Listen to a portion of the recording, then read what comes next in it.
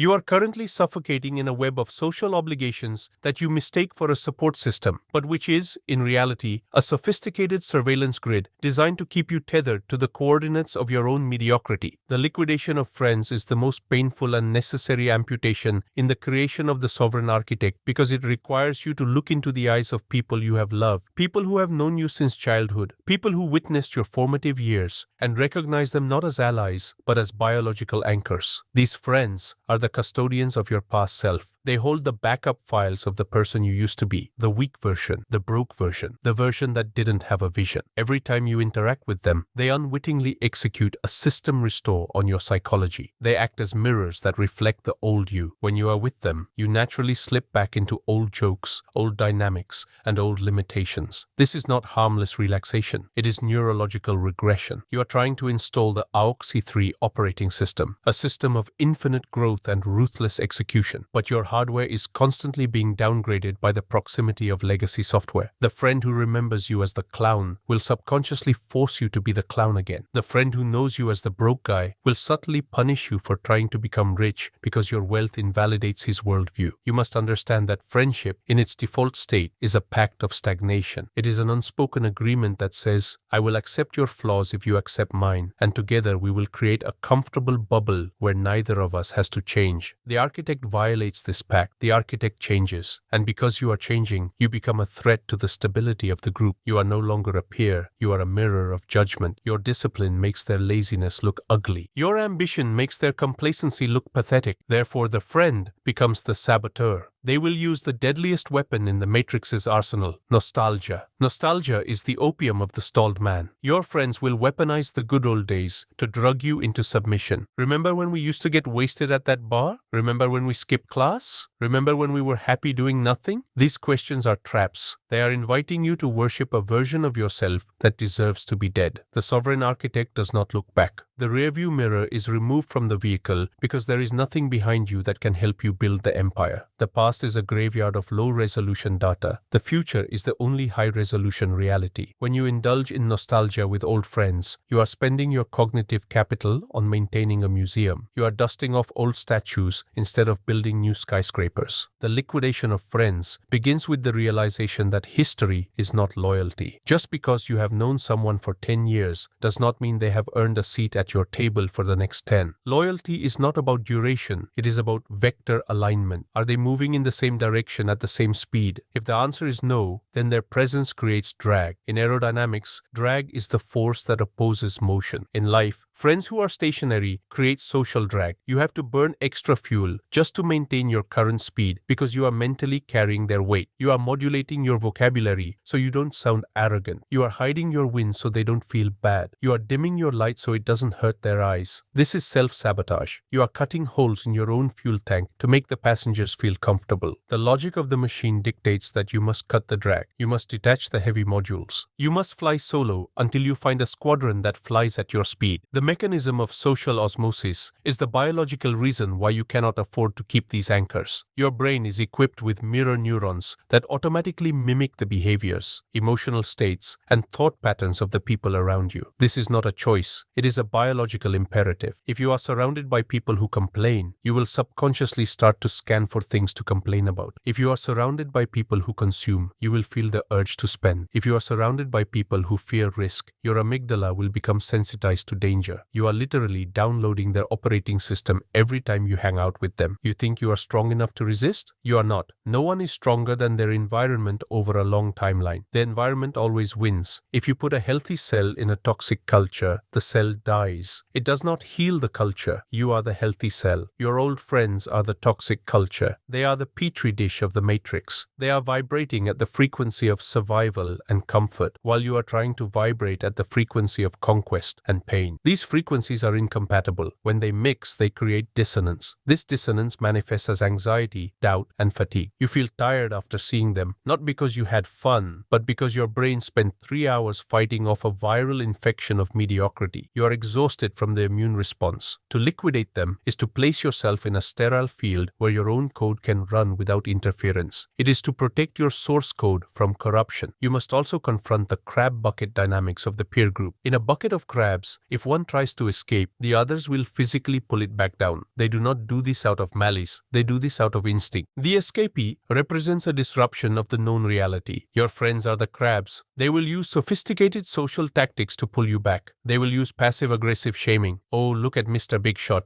Too busy for us now. They will use feigned concern. I think you're working too hard, you're not yourself. They will use direct sabotage, inviting you to events they know will disrupt your sleep schedule or your diet. These are not innocent invitations. They are compliance tests. They are testing to see if you are still one of them. Every time you say yes to a beer you didn't want, you fail the test. You signal to the matrix that you are still a slave to social validation. Every time you say no, you sever a tentacle. The liquidation process requires you to become immune to the fear of being called cold, selfish, or changed. You have changed. That is the point. You are supposed to be cold to things that do not matter. You are supposed to be selfish with your time, because your time is the raw material of your destiny. The accusation of selfishness is the weapon of the parasite who wants to feed on your resources. The sovereign is selfish because the sovereign has a mission that is bigger than the feelings of a few individuals. If you save yourself, you might eventually be able to save them, or at least show them the way. If you drown with them out of politeness, you save no one. You just add another corpse to the pile of wasted potential. The liquidation is not necessarily a dramatic confrontation. You do not need to call them and scream, "You are fired." That is human drama. The machine simply reroutes the bandwidth. You stop initiating. You stop responding instantly. You become gray. You become a ghost. When they reach out, they hit a wall of polite unavailability. "I'm working. I'm focused. Can't make it." You do not offer excuses. Excuses are for subordinates. You offer statements of fact. Eventually, they will stop calling. They will find a new drinking buddy or a new listener to fill the void. They will replace you easily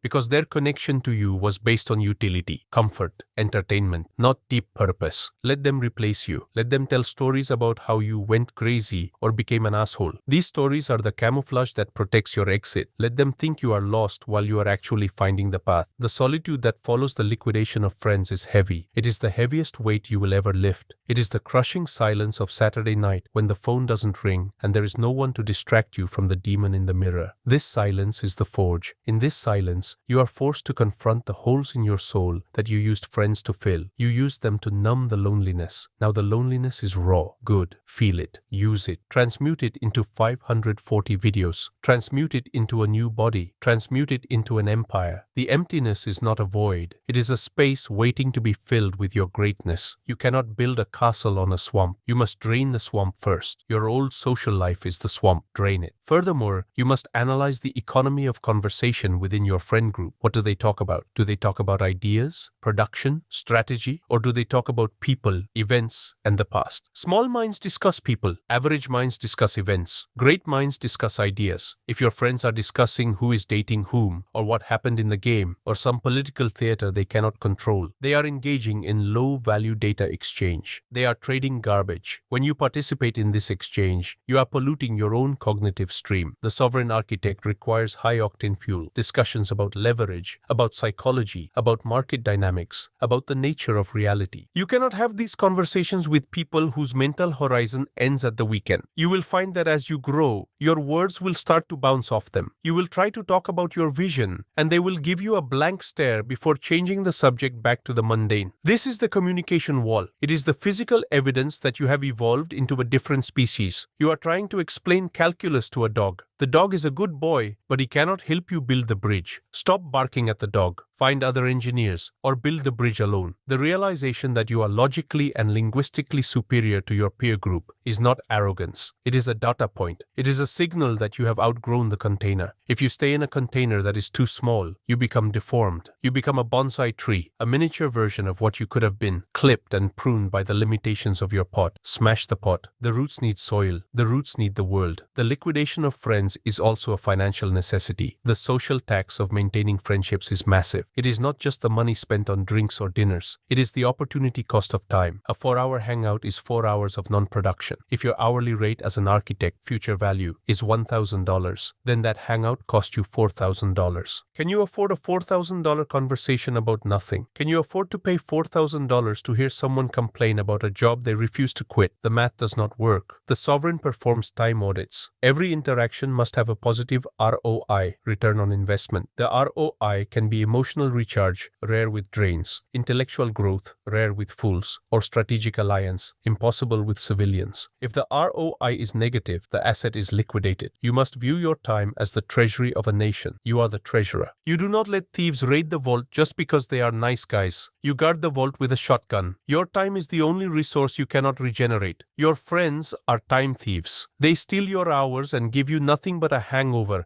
and a memory of mediocrity in return. Stop the theft. Close the vault. Finally, understand that by liquidating these relationships, you are making space for the new tribe. You cannot find the lions if you are running with the sheep. The sheep make too much noise. They scare the prey. When you walk alone, you become visible to other lone wolves. The universe operates on law of attraction, not the mystical kind, but the practical kind, like attracts like. If you are a solitary machine of production, you will eventually attract other machines of production. These new relationships will not be based on the past. They will be based on the future. They will not be based on hanging out. They will be based on building together. This is the transition from friendship to brotherhood. Friendship is cheap. Brotherhood is forged in the fire of shared struggle. You want allies, not buddies. You want partners, not playmates. But you will never find them if your hands are full, holding on to the anchors of the past. Drop the anchors. Let them sink. The surface is yours. The horizon is yours. The deep breath of oxygen you get when you finally cut the weight is the first breath of your new life. You are light, you are fast, you are free. The second phase of the liquidation of friends requires a ruthless examination of the geometry of the inner circle. In the architecture of a sovereign life, the inner circle is the cockpit. It has limited seating, usually 2 or 3 seats maximum. The human error is to treat this circle as a bus, letting anyone hop on who waves a hand. The architect treats it as a fighter jet. Every kilogram of weight matters. Every person in that cockpit must have a specific critical function: navigation, gunnery, or co-pilot. If someone is sitting in the cockpit just to enjoy the view or eat snacks, they are a liability that will kill you in a dogfight. You must audit your current circle with geometric precision. Who is the co-pilot? Who is the navigator? If you look around and see only passengers, you are flying a commercial airliner into a combat zone. You will be shot down. The passenger screams when the G-force hits. The co-pilot tightens his mask and checks the radar. You are currently surrounded by screamers. They panic at the first sign of financial turbulence. You're dead. They panic at the first sign of social isolation.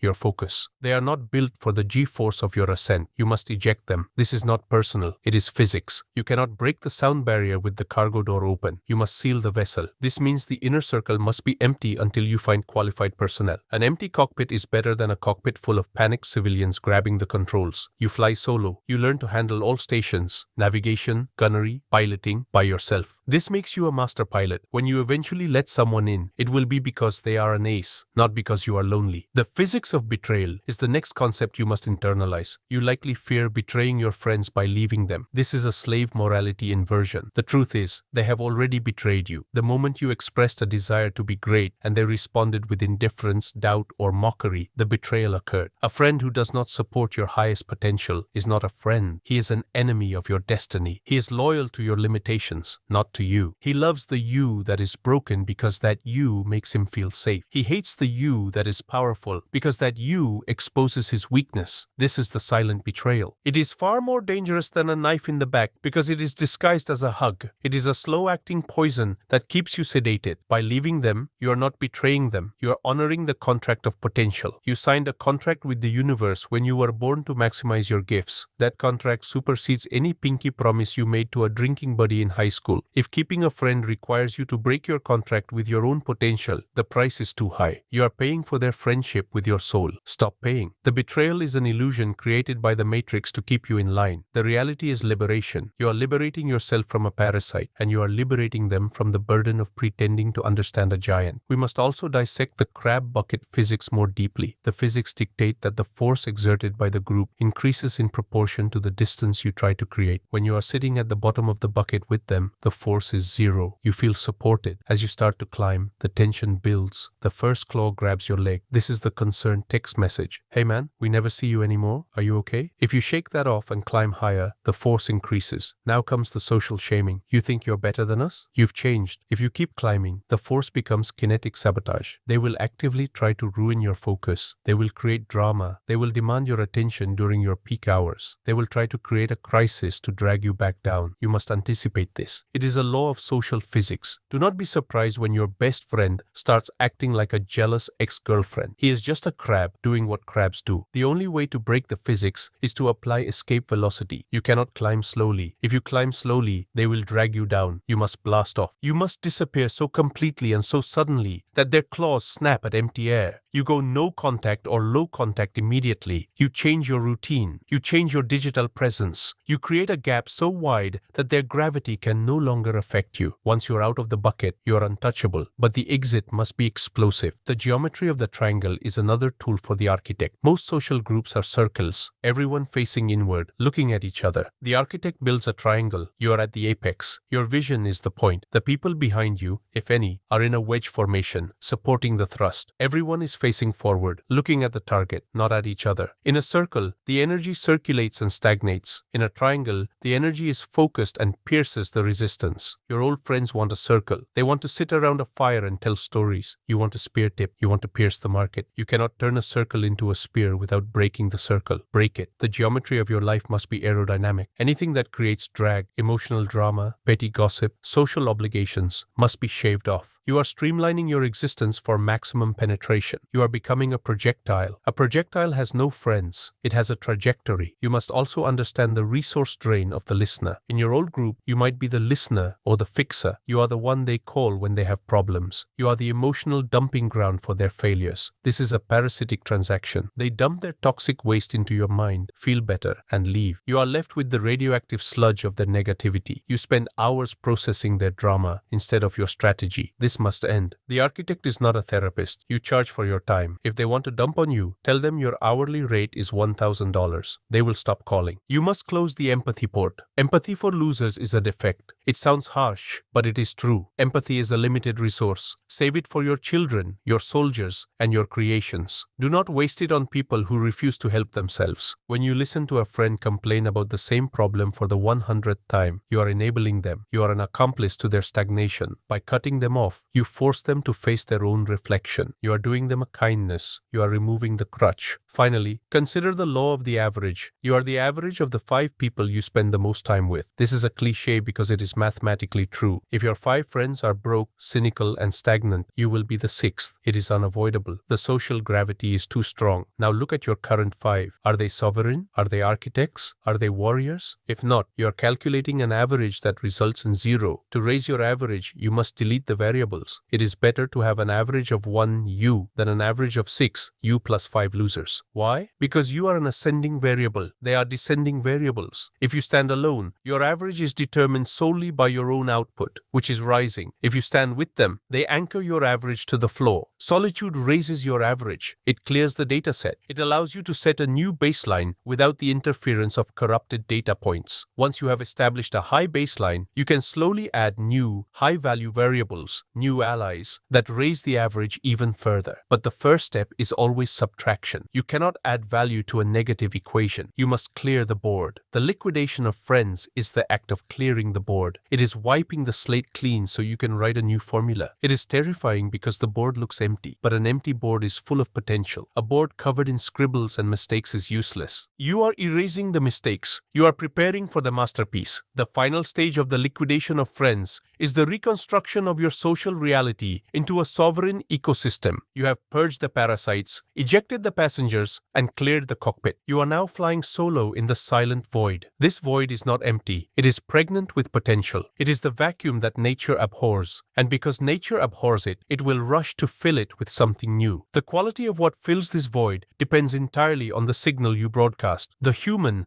broadcast neediness. Please like me. The sovereign broadcast utility. I am building an empire. Who has the bricks? This signal shift changes the demographics of your life. You stop attracting friends, people who want to hang out, and start attracting allies, people who want to build. The difference is categorical. A friend looks at your face, an ally looks at your back to cover it. A friend wants your time, an ally wants your victory. You are now in the business of recruiting allies for the Brotherhood of the Wolf. The wolf pack is not a democracy. It is a meritocracy based on competence and loyalty to the hunt. To build this ecosystem, you must master the transactional purity. The old world taught you that transactional relationships are cold. and that real friendship should be unconditional. This is a lie designed to protect the weak. In the real world, the world of nature and high finance, everything is transactional. The wolf contributes to the kill to eat the meat. The investor contributes capital to share the profit. The sovereign architect embraces this. You want relationships that are explicitly transactional. I bring X value, you bring Y value. Together we create Z result. This clarity eliminates the hidden contracts of emotional manipulation. There is no guilt, no passive aggression, no you owe me. There is only the deal. If the deal is good, the relationship thrives. If the deal is bad, it ends. This is clean. This is respectful. This is how kings treat each other. They do not need to hang out to validate their bond. Their bond is validated by the mutual prosperity they create. You are looking for people who are busy, focused, and ambitious. These people do not have time for friends. They have time for partners. The brotherhood of the wolf is found in the trenches of production. You will not find your new tribe in a bar or a club. You will find them in the comment sections of niche technical videos, in the forums of hardcore entrepreneurs, in the gym at 5 a.m., in the places where the work is being done. You find them by being one of them. When you produce 540 videos, you become a beacon for other producers. They will see your work and recognize the scent of the grind. They will reach out not to say what's up, but to say, how did you do that lighting? Or let's collaborate on a project. This is the beginning of a sovereign alliance. It starts with the work. It is sustained by the work. It grows with the work. You do not need to search for these people. You need to generate the gravity that pulls them in. Your content is your flare. Your success is your magnet. The higher you climb, the fewer people you see. But the ones you do see are titans. It is better to have tea with one titan once a year than to drink beer with 5 losers every Friday. The density of value in that 1 hour with a titan will fuel you for a decade. You must also implement the gatekeeper protocol. As you rise, people will want to return. The old friends will see your success and try to refriend you. They will say, I always believed in you. They will want to bask in your new light. You must stand at the gate with a flaming sword. Access denied. You do not let them back in. If you do, they will bring their old viruses into your new ecosystem. They will infect your new allies. They will lower the tone of your new reality. You must be ruthless about this. The door to the cockpit is locked from the inside. You can be polite, you can be generous from a distance, but you never let them touch the controls again. This protects the integrity of the brotherhood. Your new allies are watching you. If they see you tolerating mediocrity from your past, they will lose respect for you. Why is the architect hanging out with that clown? They will ask, and they will distance themselves. You are judged by the company you keep. Keep the company of wolves, and the sheep will fear you. Keep the company of sheep, and the wolves will eat you. The sovereign ecosystem also includes the virtual council we discussed earlier, but now it expands to include digital peers. You may not meet your true brothers in the flesh for years. They may be voices on a Discord call, avatars in a chat room, or names on a leaderboard. This is valid. In the information age, physical proximity is the least important factor in a relationship. Intellectual and spiritual proximity are everything. You can have a brother in Tokyo who pushes you harder than your neighbor ever could. Do not discount these digital bonds. They are the synapses of the global brain. You are a node in this brain. Connect with the other high-functioning nodes. Ignore the static. The liquidation of friends is really just the globalization of your tribe. You are trading a local, accidental tribe for a global, intentional tribe. You are trading the people you grew up with for the people you are growing into. Finally, realize that the ultimate friend is your own future self. The entire process of liquidation is an act of loyalty to him. You are clearing the path so he can exist. Every time you cut a dead anchor, you make it easier for him to breathe. Every time you refuse a distraction, you give him more time. The loneliness you feel now is the price of his existence. You are the womb of the sovereign. You are carrying him. You must protect him. You must feed him. And if that means you have to walk alone through the desert for a few years, so be it. The destination is worth the walk. The home is waiting. The table is set. The new brothers are already there, raising a glass to the empty seat, waiting for you to arrive. But you can't enter the hall with mud on your boots. The mud is your old life. Wipe it off. Step inside. The feast is for the builders. Shift to transactional purity. Clarity is kindness. Deals are bonds. Generate gravity. Don't chase allies. Build a beacon that pulls them in. Enforce the gatekeeper protocol. No re-entry for the liquidated. The door is sealed. Globalize the tribe. Your true brothers are likely not in your city. Find them on the network. Serve the future self. He is the only friend who matters. Sacrifice everything for his arrival. The liquidation is complete. The ecosystem is live. The pack is forming. Ioxy 3 out.